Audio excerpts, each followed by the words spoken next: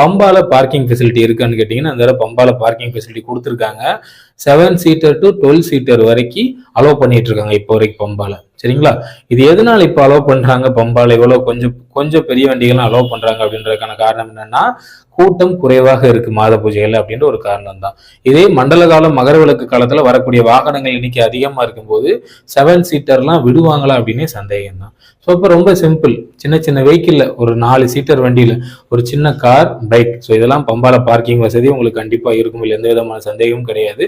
அதை விட கொஞ்சம் பெருசா 7 சீட்டர், 9 சீட்டர், 12 சீட்டர் இப்படிலாம் போகும்போது அலோவ் பண்ணுவாங்களான்றது அப்போ உள்ள சிச்சுவேஷனை பொறுத்து. அங்க பார்க்கிங் ஃபில் ஆயிடுச்சுன்னா நிலக்கல்ல தான் உங்களுக்கு பார்க்கிங் கொடுப்பாங்க. ஸோ அதனால நீங்க பார்க்கிங்கை பத்தி பெருசா ஒன்றும் கவலைப்பட தேவையில்லை. அலோவ் பண்ணாங்கன்னா பம்பால பார்க்கிங், அலோவ் பண்ணலன்னா நிலக்கல்ல பார்க்கிங், அவ்வளவுதான். சரிங்களா? ஸோ நிலக்கல் டு பம்பா உங்களுக்கு கண்டினியூஸ் பஸ் ஃபெசிலிட்டி இருக்கு.